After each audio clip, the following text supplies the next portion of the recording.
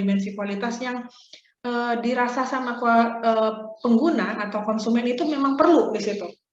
Tetapi kalian sebagai desainer atau sebagai pemilik perusahaan menambahkan satu lagi. Di dalam 5 itu nggak ada yang namanya estetika. Kalian tambah satu lagi 6, boleh. Asalkan itu memang sesuai dengan kebijakan perusahaan, kemudian ada punya budget, itu boleh aja. Nah, dia akan ditempatkan dimensi kualitas itu di dalam yang namanya customer needs dan benefit. Jadi saya bilang tadi, bahwa kita bicara tentang rumah kualitas itu, kita bayangkan sebuah rumah yang utuh. Rumah yang utuh yang baik itu terdiri dari apa? Di mana ini ada terdiri dari tutupnya, akan melingkupi segala halnya, kemudian di dalam rumah itu terdiri dari beberapa ruangan, ada ruang utama, ruang keluarga, ruang anak-anak, ruang tidur, dapur, makan, gitu saya gitu ya. Nah, di sini juga ada. Ini adalah atasnya, tutupnya, misalnya melingkupi segalanya gitu ya. Mungkin di situ ada ruangan-ruangannya, misalnya ini ruang depan gitu ya, misalnya ruang depan, kemudian ini ada ruang dalamnya, kemudian ini adalah ruang belakang, kemudian ini ruang sapot kiri kanannya. Gitu. Jadi kalau misalnya kita masuk dari depannya, mungkin inilah depannya si A-nya ini. Gitu ya.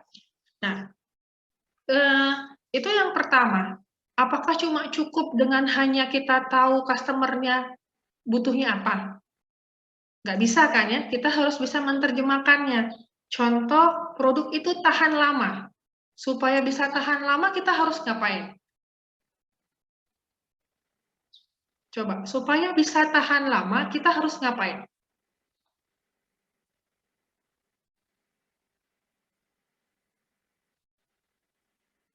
Ada yang ingin jawab?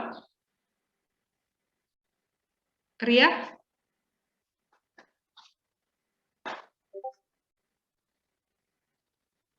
Ria.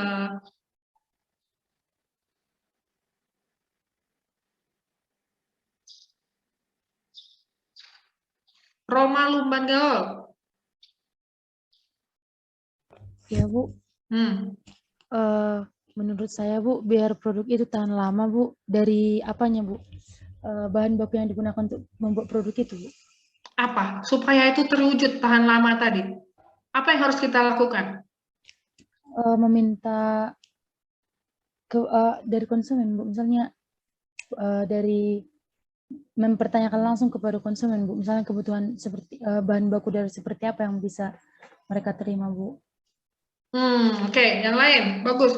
Tadi ada kata-kata bahwa ketika bicara tentang tahan lama, bicara tentang material. Ada lagi?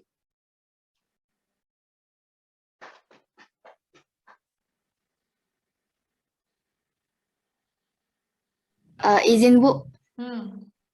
Mungkin bisa dilihat dari desain strukturnya, Bu. Strukturnya, ukuran misalnya gitu. Atau apanya? Ukuran atau apanya? Bisa juga dari ukurannya, Bu. Terus desainnya lah, Bu. Kayak lebih praktis gitu, Bu, mungkin. Oke, tadi ada dibilang di sini ya, saya kasih tunjuk. Misalnya kita tulis di sini, kalau kan kalian ada data voice of customer itu dapat dari ini ya, dapat dari list apa tadi 8 dimensi kualitas ya, yang A ini voice of customer-nya. Satu adalah misalnya tahan lama. Ini tahan lama masuk nggak ke dalam 8 dimensi kualitas? Masuk bagian mana Kak ini? Reliability, durability, kualitas, atau apa? Mungkin durability, Bu. Reliability. Durability, Bu. Ketahanan. Durability, ketahanan. Oke. Durability ya, jadi masuk durability. Nah, satu ada tahan lama. Supaya ini bisa terwujud, tadi ada yang dibilang material. Oke, sini. Yang lain ada yang bilang, ini di, sorry ya, bilang material. Oke, apalagi tadi? Desain. Dia bilang desain. Ada lagi?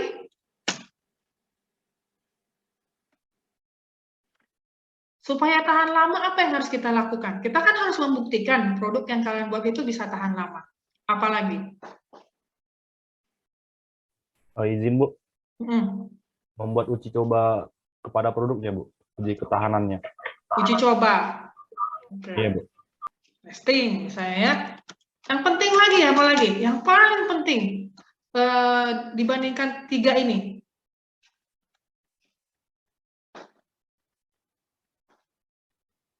Apa?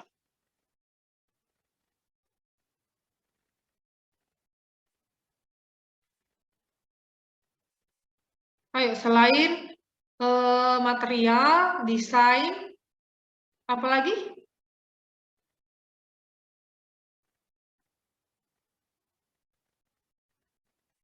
Apalagi? Ayo. Apalagi?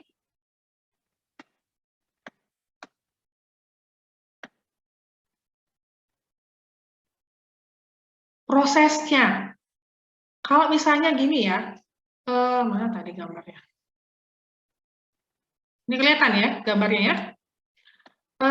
Kita pengen buat misalnya standing laptop ya, standing laptop. Standing laptop itu pengennya tahan lama. Kalau kita buka, pegang, lepas, tutup, buka, tutup, buka, tutup, buka, tutup, nggak rusak gitu kan, tahan lama.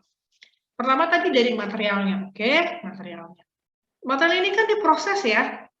Diproses itu bisa dalam bentuk dipanaskan, dirubah bentuknya dan segala macam. Yang kedua bisa dalam bentuk dirakit, diassembly gitu ya. Nah, ini kan mempengaruhi yang namanya ketahanan. Misal kalau kita pakai prosesnya itu proses dilebur misalnya plastik ke plastik, kita pakai proses pemanasan. Kuat atau tidak misalnya kalau kita cuma masangnya menggunakan skru, baut dan mur gitu ya, digabungnya di satu. Nah, jadi segala sesuatu proses itu bisa mempengaruhi ketahanan sebuah produk. Jadi kita harus lihat supaya tahan lama, apa yang harus kita lihat?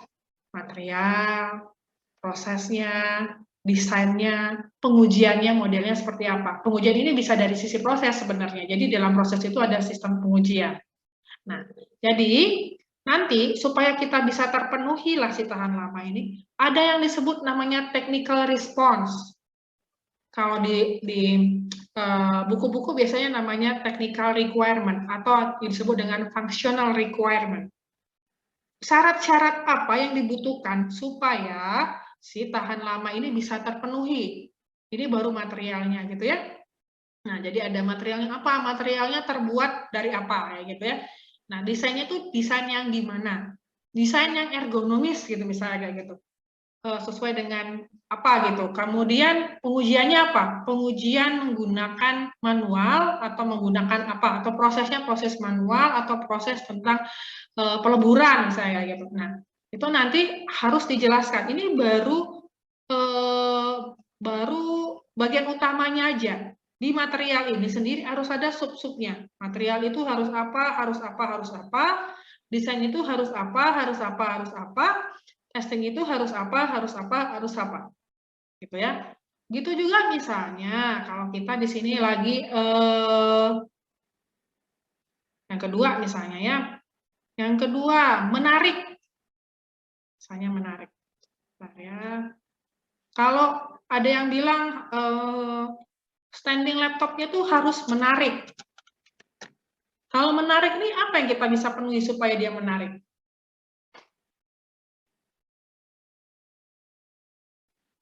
Ayo, misalnya kalau kamu pengen buat desain standing laptop, voice of customer bilang standing laptopnya harus menarik. Persyaratan apa yang diperlukan supaya itu bisa terwujud? Maria Pasaribu. Oh iya, Bu. Biar menarik mungkin Bu bisa dibuat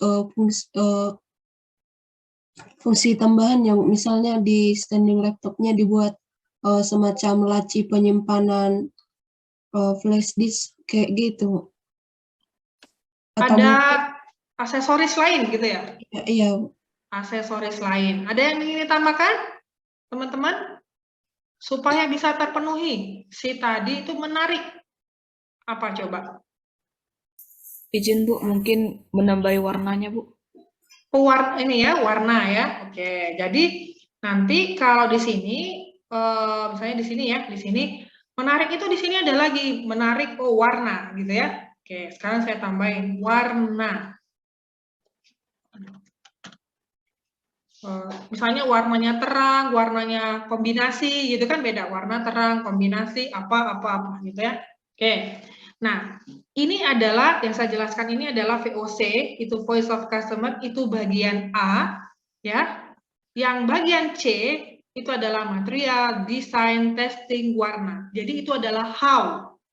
Kalau ini adalah what, apa yang dipengenkan oleh si customer, itu what di A. Kemudian nanti di C itu adalah technical response, bagaimana kita bisa menjawab si A tadi. Itu disebut dengan how. Nah, saya akan balik ke slide kita. Supaya kalian bisa membayangkan, itu house of quality. House of quality itu adalah rumah di mana kita harus tahu isinya itu seperti apa supaya rumah itu bisa enak kita lihat, bisa kita pakai, bisa kita gunakan. Nah, itulah. Jadi ada terdiri dari beberapa ruangan di mana itu harus sifatnya tertutup supaya kita bisa melihat sebuah rumah itu sifatnya adalah sempurna harapannya, kayak gitu ya. Nah, sekarang saya masuk lagi ke slide kita, saya mesti memberikan bayangan ya, bahwa itulah house of quality ya. Nah, bagaimana kita secara detailnya menjelaskan pembuatan house of quality? House of quality itu akan keluar yang namanya spesifikasi. Di bawahnya nanti ada spesifikasi dengan pertama, melihat customer kita ngomongnya apa. Kemudian kita menerjemahkannya seperti apa. Tadi menerjemahkan tadi material, kemudian proses gitu ya. Kemudian tadi ada pewarnaan segala macam. Nanti kita harus terjemahkannya misalnya tadi material. Kita harus bisa menentukan material mana yang harus kita pilih nanti di bawahnya. Kemudian warna apa yang harus kita pilih. Kemudian dimensinya ukurannya apa. Jadi, house of quality dalam hal ini quality function deployment itu akan mengeluarkan outputnya adalah sebuah spesifikasi. Spesifikasi apa? Spesifikasi minimum yang diterima dari kriteria-kriteria yang sudah dibuat. Voice of customer itu adalah kriteria. Kalau misalnya nanti kalian di semester berapa ya? Semester 7 ada bicara tentang mata kuliah pengambilan keputusan. Di situ ada kriteria A, kriteria B, kriteria C, kriteria D. Supaya bisa milih handphone, misalnya kalian pengen beli handphone nih, handphone Samsung, handphone Oppo, handphone Nokia, dulu Nokia nggak ada lagi. Samsung, Oppo, iPhone misalnya. Bingung nih milihnya yang mana. Kalian harus bikin kriteria. Kriterianya tuh satu harga mungkin. Kemudian prosesor yang digunakan, kemudian mungkin bentuk, mungkin. Nah, itu kriteria-kriteria yang kalian akan tentukan. Oh, ternyata 3 ini bisa memenuhi si pembelian HP ke Oppo misalnya. Oh, kalau harga nggak mungkin lah ke iPhone karena kemahalan. Oh, saya pilih Samsung misalnya. Jadi, itu kriteria. Nah, kriteria yang kita maksudkan di desain produk ini adalah kriteria yang sudah dimunculkan oleh si customer. Gitu ya. Oke?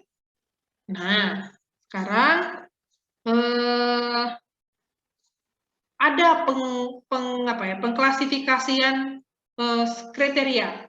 Kriteria yang sifatnya bisa terukur, bisa yang tidak terukur, tapi bisa juga yang sifatnya tidak terukur itu ada yang sifatnya yang tidak bisa dinilai dengan apapun.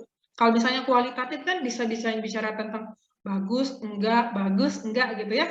Kuantitatif bisa bicara tentang duit gitu ya, duitnya berapa yang akan kita terima atau berapa yang akan kita keluarkan gitu ya. Kemudian kita bisa tahu juga kalau kuantitatif itu kualitasnya tuh 90% bagus misalnya dengan dimensi segini.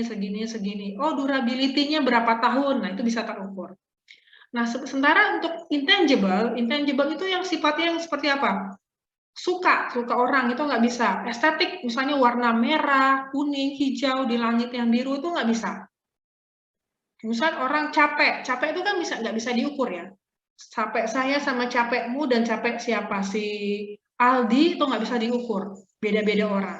Tapi pasti ada yang bilang capek banget. Tapi kita nggak bisa terukur. Kepuasan orang atau ketidakpuasan orang nggak bisa diukur. Jadi begitu juga dengan spek. Spek itu kadang ada yang bisa sifatnya bisa diukur, bisa yang nggak bisa diukur, sama yang bisa bernilainya yang tidak bisa dianggap dirubah dalam bentuk angka misalnya gitu. Kualitatif kan masih bisa dianggap angka ya, bisa dirubah dalam bentuk angka, bisa dilakukan sesuatu gitu. Tapi kalau misalnya capeknya orang itu kan nggak bisa hanya dirubah satu tempat, orang lain misalnya dikasih tinggi mejanya misalnya 70 cm, tapi untuk orang yang tinggi badannya 200 cm nggak bisa dipakai itu gitu. Jadi nggak bisa diukur dengan hanya ukuran kuantitatif maupun ukuran kualitatif. Nah, jadi kita punya cakupan spesifikasi itu banyak, sifatnya kuantitatif, sifatnya kualitatif, dan intangible. Nah, kalau yang sifatnya intangible ini yang agak susah kita terjemahkan. Kenapa? Tergantung orang. Misalnya gini, ada orang yang bilang bikin standing frame itu karena sampel populasi kalian, dalam populasi kalian itu yang kalian dapatkan itu perempuan semua, kebanyakan perempuan lah, 90% perempuan dari sampel kalian, otomatis akan mengarah ke warna-warna yang kalem-kalem. Misal warnanya pink, warnanya hijau berapa gitu yang kalem-kalem. Tapi kan itu populasi penelitian kalian. Tapi kalau yang beli kan bukan hanya perempuan misalnya gitu. Standing laptop kan bukan hanya perempuan yang pakai, tapi laki-laki juga pakai. Nah, itu yang kita nggak bisa kita kontrol siapa yang membelinya, karena itu kan produknya bukan produk khusus ya, misalnya khusus perempuan atau khusus laki-laki. Kecuali kalau misalnya bicara tentang dress gitu ya, misalnya baju-baju atau sifatnya tentang gender gitu, beda lagi ceritanya. Tapi kalau misalnya sifatnya produknya masih umum, kita akan banyak mengalami kalau kita salah mengambil populasi, itu akan banyak kerugiannya. Jadi akan lebih baik kalau kita arahkan spesifikasi kita itu ke arah kuantitatif. Bolehlah ke kualitatif, tapi nggak begitu banyak ya gitu. Jadi kita harus mampu menghitungnya itu dalam ranah kuantitatif dibandingkan dengan kualitatif. Misalnya kualitatif itu produk itu dari sisi materialnya, jenis materialnya seperti apa, tapi dipindahkan. Kalau jenis material plastik, sifatnya kan pasti kelihatan tuh, kekerasannya berapa gitu ya, kemudian prosesnya mudah atau tidak gitu kan, itu bisa gitu, tapi bisa di-convert ke dalam kuantitatif. Nah, jadi kita harus bisa memaintain ketika kita bilang desain produk kita itu kita mau bikin dalam bentuk spesifikasi, ukuran. Nah, ukurannya itu kalau bisa kuantitatif, kalau ada yang kualitatif pun kita convert ke dalam kuantitatif. Nah, itu spesifikasi. Nah, bagaimana cara kita bikin spesifikasi? Nah, tadi saya bilang, spesifikasi itu bisa diukur apa enggak? Pertama, kalau iya, bandingkan dengan desain sebelumnya. Apakah desain sebelumnya juga seperti itu? Ini jadi ada benchmarking lah. Benchmarking, apakah ada nggak sih desain yang sama dengan kita, yang kita juga bisa pakai sebagai referensi? Bukan berarti kita nyontek ya, bukan.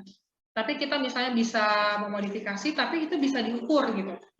Nah, kalau misalnya bisa diukur, yang sifatnya numerik bisa diukur, ya bagus gitu kan. Tapi kalau yang sifatnya nggak bisa diukur, susah. Nah, apakah bisa diukur iya atau tidak? Misalnya, oke, bagus enggak gitu. Tapi bagus enggaknya kita bisa bikin dalam bentuk skala, nggak apa-apa. Tapi kalau nggak bisa dalam bentuk skala, susah kayak gitu. Jadi lebih baik kita tuh arahnya ke yang numerik-numerik, angka-angka, atau yang misalnya kita bisa membedakan. Kalau kita nggak bisa membedakan, itu akan sulit membuat yang namanya spesifikasi. Karena output dari yang namanya desain produk itu adalah spek. Ya. Nah, spek itu akan kita dapatkan ketika kita menggunakan beberapa metode. Salah satunya adalah quality function deployment. Quality function deployment itu meng-capture suara-suara customer, kemudian kita terjemahkan ke dalam fungsi teknis. Ini saya bilang tadi, Ini yang pertama, ini yang A. Nih, A. A itu tadi berupa, apa tadi yang A ini? Ini tadi isinya apa ini? Windy? Windy mana lu? Yang ini tadi isinya apa? Yang ini.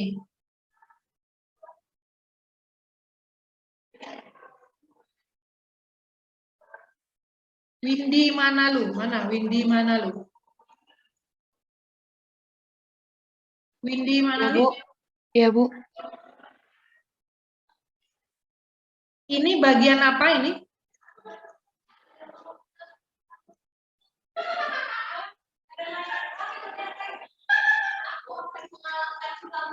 Siapa yang bisa? Izin Bu, Ya. yang bagian A voice of customer Bu. Oke, ini VOC ya, Voice of Customer. Dapatnya dari mana? Dari kuesioner langsung Bu. Kuesioner Ditanyakan langsung kepada customer. Berisi apa? Pertanyaan tentang keinginan customer. Ya, kamu kan biasanya pasti mengarahkan ke mana, Jo? Tadi saya sudah bilang, isinya dari mana Kak ini? Dari Yang dimensi kualitas Bu. Oke, dari dimensi kualitas ya. Jadi ini customer requirement ini di bagian A adalah berasal dari customer requirement dimensi kualitas. Tadi kan saya bilang ini A. Sekarang yang ini tadi saya bilang, ini adalah bicaranya tentang what. Apa sih yang diinginkan customer? Oh, yang diinginkan customer itu mencakup 4 dari 8 dimensi kualitas. Apa aja? Misalnya nanti di sini ada estetika. Estetika tuh banyak. Nampaknya bagus. Kemudian apa ya? Dari sisi hasil, dari sisi produknya harus bagus. Kemudian dari sisi ininya, dari sisi apa ya? Dipakainya enak gitu. Dipakainya misalnya handphone itu kan ada yang lipat, ada yang nggak lipat. Nah, dia suka yang lipat, suka klip. Nah, itu kan estetik, bukan fungsi itu. Estetik misalnya. Kemudian dari performance misalnya, kuat atau apa gitu. Nah, itu dipecah-pecah. Pertanyaannya, apakah boleh nggak dipecah-pecah? Nggak apa-apa kalau memang nggak ada gitu. Kalau memang ada, bagus. Tapi kalau memang nggak ada, ya memang cuma performanya cuma satu, ya nggak apa-apa. Gitu ya. Nah, sekarang tadi saya bilang, gimana caranya supaya itu terwujud? Disebut dengan technical description. Atau kalau di Google ada yang bilang technical requirement, ada yang disebut dengan functional requirement gitu ya. Nah, bagaimana supaya si POC ini bisa terwujud? Ada yang dari sisi material, tadi saya bilang ya, ini material. Ada yang dari sisi proses. Nanti ada dari sisi pewarnaan misalnya. Apakah pewarnaan itu masuk proses juga? Ya nggak apa-apa juga kalau bikin gitu. Oh, Bu, di pewarnaan itu masuk proses Bu, karena kami prosesnya A, B, C, D gitu. Kan harus bisa membayangkan gitu kan. Dari sisi apa lagi gitu, banyak. Others misalnya gitu. Jadi ada selain material, ada proses, kemudian dari sisi apa? Maintenance misalnya, ada penjadwalan kayak gitu, penjadwalan perbaikan misalnya kalau misalnya handphonenya kelihatan nggak sensitif, dikasih tahu dalam bentuk SOP di kertas, di buku misalnya gitu. Nah, itu bisa kayak gitu ya. Nah, jadi ini A, ini B, harus ada. Kemudian nanti kita juga harus tahu memang benar nggak sih supaya reasonable cost itu harus produknya tuh materialnya tuh terbuat dari aluminium. Oh, ternyata nggak ada hubungannya. Oh, ternyata yang bagus itu berhubungan dengan steel kayak gitu. Jadi ada lambang-lambangnya. Lambang-lambang yang ada di KFD ini ada berupa angka 1, 3, ada yang pakai 5, 7, 9, ada yang pakai kayak gitu. Ada yang cuma pakai 1, 3, 9. 1 itu rendah, 3 itu sedang, kemudian 9 itu sangat kuat gitu. Ada juga yang menandakan bahwa angka-angka itu adalah angka-angka kekuatan, hubungan antara masing-masing fungsi misalnya gitu. Ada yang hubungannya positif, positif kuat, negatif kuat gitu ya. Nah, jadi itu berupa hubungan. Karena kalau kita bicara tentang rumah, kalau kalian bayangkan sebuah rumah di setiap ruangan itu harus ada hubungannya. Contoh, kalau saya bikin rumah, pasti kan ada dapurnya, supaya buat ngapain? Buat makan gitu kan ya. Nggak mungkin saya pasang di situ kandang ayam di dalamnya, gitu kan ya. Pasti kandang ayam kan di luar gitu kan. Nah, jadi pasti ruangan inti dari sebuah rumah itu pasti ada hubungannya. Ada toilet misalnya. Buat apa? Buat kalau orang-orang lain perlu pakai gitu. Nggak mungkin toiletnya ditaruh di hutan gitu kan, karena nggak perlu misalnya gitu. Nah, jadi kita harus tahu bahwa dalam sebuah rumah kualitas itu juga sama. Bahwa setiap ruangan-ruangan itu harus ada hubungannya. Pastikan hubungannya itu sedang aja, kuat atau lemah. Contoh kayak misalnya antara dapur sama kamar, hubungannya bagus, kuat atau enggak? Dapur sama kamar. Coba. Apakah kalau kalian dengan dapur, oh karena saya lapar Bu, di kamar saya belajar gitu, pasti saya ke dapur makan gitu. Menurut kalian ada nggak sesuatu hubungan yang kuat di situ?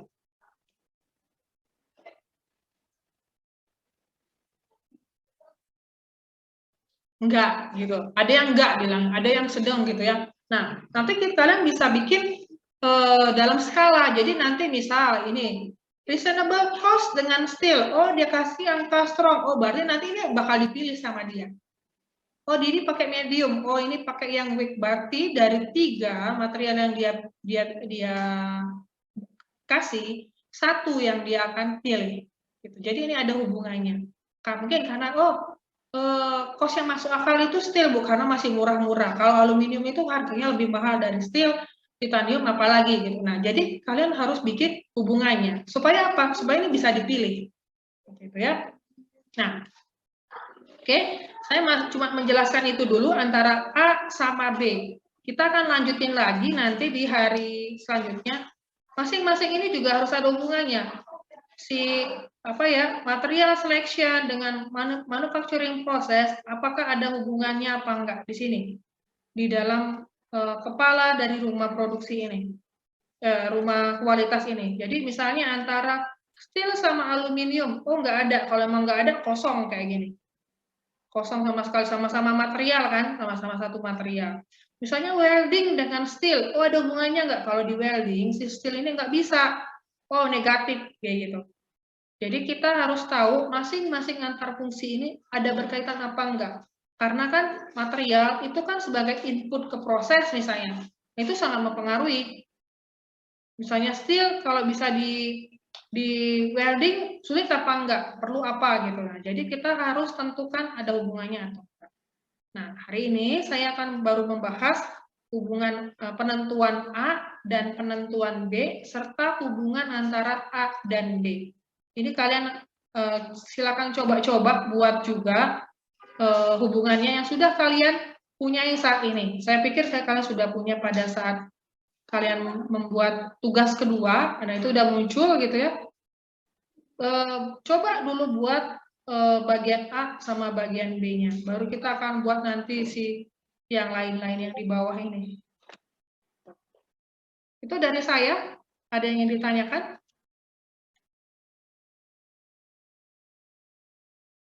Saya pikir itu dulu kali ya, karena harus dicoba untuk mengerjakan yang ini dulu. Nanti karena yang bawah itu agak banyak gitu ya, nggak banyak pengerjaannya. Nah, ini saya bilang tadi, voice of customer itu what, nanti how-nya itu dalam bentuk technical direction atau technical requirement atau functional requirement. Nah, terus kita akan coba membuat hubungan. Bisa jadi dari sini ke bawah, bisa jadi dari bawah ke atas, atau atas ke bawah, nah bisa itu ya. Jadi itu membuat hubungan antara A sama yang B. Paham sampai di sini? Siapa yang paham? Siapa yang belum paham? Yang paham raise hand.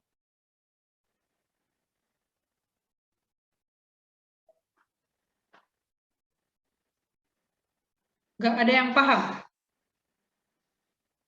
Cuma satu yang paham? Yang lain nggak paham? Asima?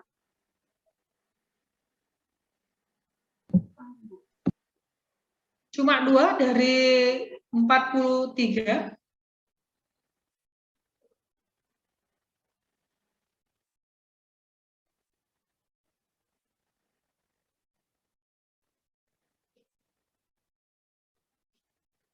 Roma, Ria, Maria, Willy, Windy, apakah paham? Kevin?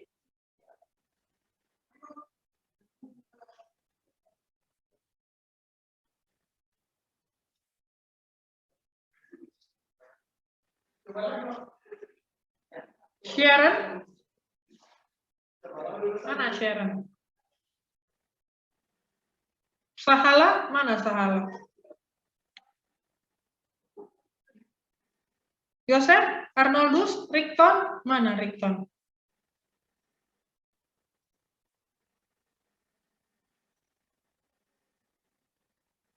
Oke. Nah, saya minta kalian dicoba ya, karena kan saya tanyakan nanti di pertemuan hari Jumat ya, hari Jumat. Buat dulu yang A dan B serta buat hubungannya. Jangan dikerjain yang atas, bawah, sama sampingnya, gitu ya. Nanti kalian sampingnya saya minta untuk cari dulu kompetitornya siapa, kemudian bagaimana menilainya, gitu ya. Jadi dikerjakan dulu A dan B serta hubungannya. Paham ya? Paham? Izin Bu, itu Ya. dikerjakan berdasarkan produk yang kami itu atau gimana? Produk yang kalian punya lah. Ya. Produk yang kalian punya dikerjakan dalam bentuk kelompok ya. Kemarin kan sudah ada di tugas 1, tugas 2, terus kalian harus klasifikasikan yang mana yang masuk fungsional, yang mana yang masuk VOC, gitu ya. Paham? Sudah paham belum?